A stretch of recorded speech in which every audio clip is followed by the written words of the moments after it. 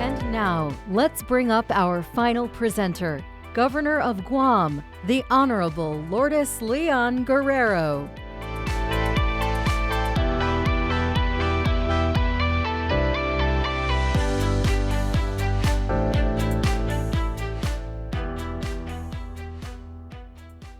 As we say in Guam, half a day. 4,000 years ago, my ancestors, the indigenous Chamorro people of Guam, navigated their canoes from Southeast Asia on the waters of the South Pacific, finally settling on the island of Guam in Micronesia. Traveling the deep blue ocean without compasses, using only their traditional reading of the ocean currents, the temperature of the waters, and the guidance of the moon and the stars. We are a people of great strength, courage, and resilience. I truly believe these are the values instilled in me from my ancestors, handed down through generations to my parents, who inspired me and were a huge influence on me and my brothers.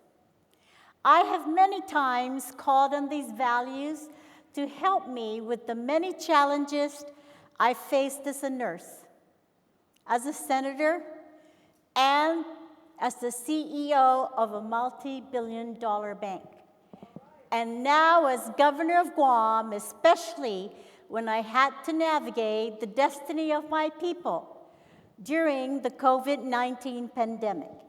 And just recently,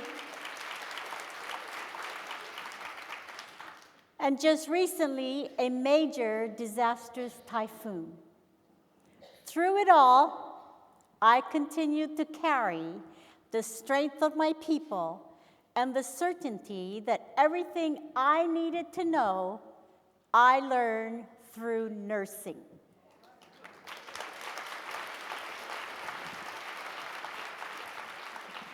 I grew up in a village where everyone knew each other and took care of each other. My parents raised me with the principles of caring, respect, generosity, giving back to the community, honesty, integrity, and most importantly, education. You see, my dad always said to me, "Baby, the government can take away your home. They can even take away your child, but they can never, ever take away your education." My parents made many sacrifices so they could educate their children. I am sure many of you have the same story. But what I most appreciated was their unfailing love and support to me in so many ways. I remember when my cousin and I were arguing, and he told me I was stupid, I was dumb, and useless. I went home crying, totally destroyed. My dad looked me in the eye and said, "You are important. Don't let anyone tell you otherwise." He said, "Look into the mirror every day and say to yourself, you are important. You are important." And to this day, when I am faced with contentious criticisms about my decisions, especially as governor during the COVID-19 pandemic, I would still look into the mirror and say to myself, "You are important. You are important." Try it. It works. I am proud to have accomplished many things in the chapters of my life, all towards the end goal of raising the quality of life of my people and my island. I also know that I could not have gotten to where I am today, including being honored to be inducted as a new fellow into the Academy.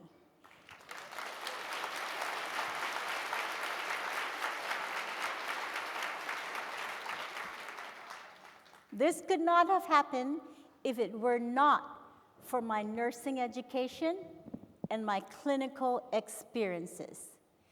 Nursing education has taught me the process of critical thinking and how you can use it in all aspects of our lives. I did so as a critical care nurse, making quick decisions that saved lives, and knew sometimes I had to take the risk in making a difference in people's lives. We all know this. We have all been there before. One story I would like to share, working as a critical care nurse in the coronary care unit. I was taking care of a patient at his end stage of his congestive heart failure. I asked him, "What would make you happy?" And he said he would like to smoke his cigar. Knowing that this would have been his dying wish, I took a risk in my decision to grant him his wish. I closed off all the oxygen in the room, drew the drapes, closed the door, and lit his cigar.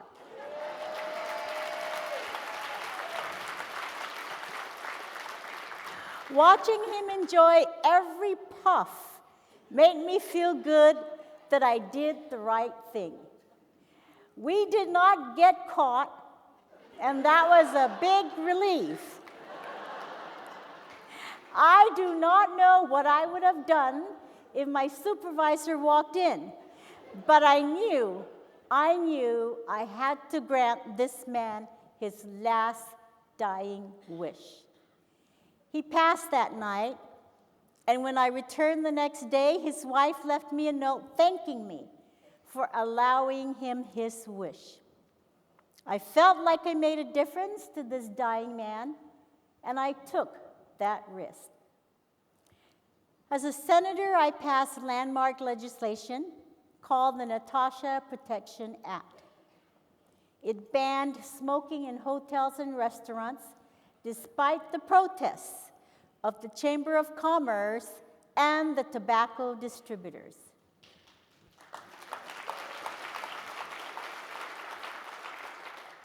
I named the law after a young 16-year-old girl, Natasha Leon Guerrero Perez. Natasha, at the age of 9, was diagnosed with osteosarcoma.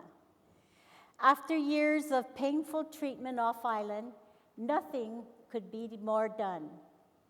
She came home to Guam to live her remaining time with family and friends. She enjoyed dining out, but couldn't go to some of her favorite restaurants with her family because secondhand smoked tobacco made her sick. She simply wanted a healthier environment and to have a nice meal in a restaurant. Together, we worked on legislation to ban smoking in restaurants and hotels.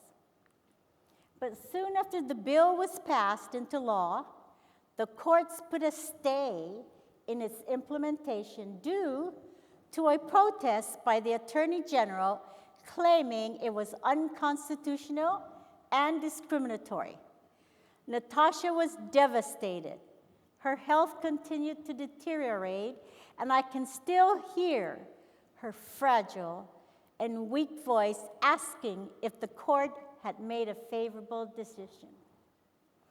On the day she took her last breath, the courts issued an opinion declaring the Natasha Act constitutional and ordered its immediate implementation.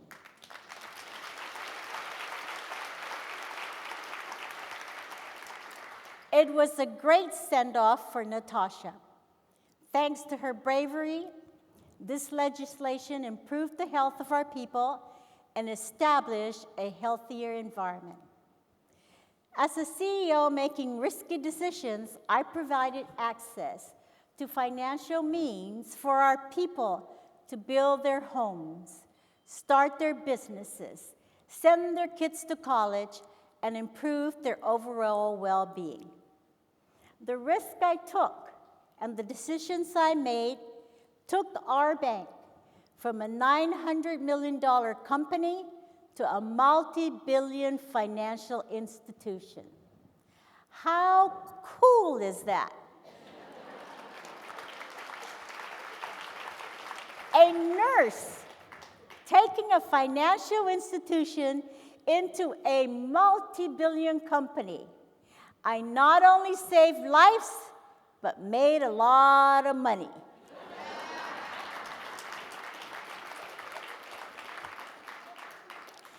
But my passion for improving the lives of our island and our people was even more driven in 2018 when I became governor of Guam. At the time I decided to run for governor, I did so because, in my opinion, I felt our island was not moving in the right direction. Our government finances were dire. Our economy was not improving. Our general welfare was falling, and health care was not a priority for most of the leaders. I told our people, hold on, a nurse is on the way.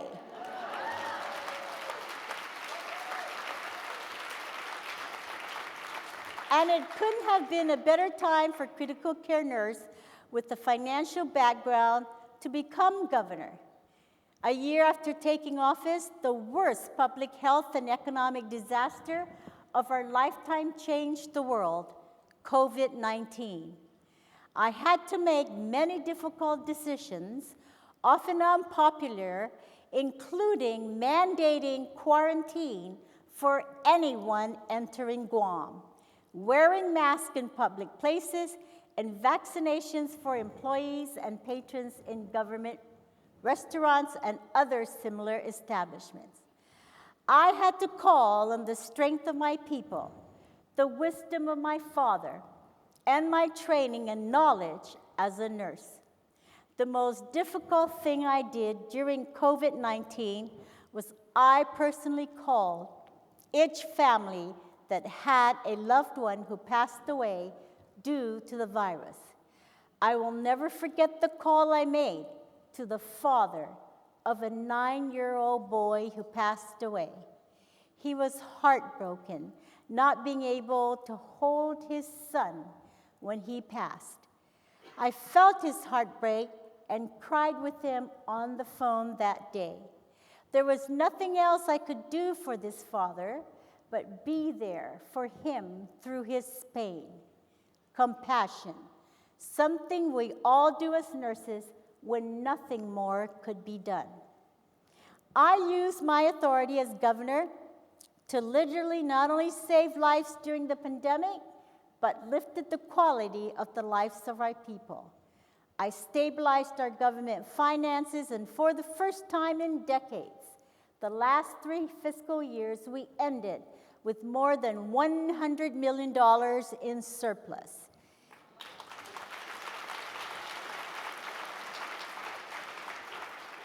That gave me many economic options. During the pandemic, I pushed out over $500 million to businesses, childcare, healthcare, education, and public safety, and enhanced the quality of our lives. Again, taking many risks and feeling confident that what I was doing was the right thing. I have 2 more years left of my last term and on an aggressive campaign to build a new hospital for our island.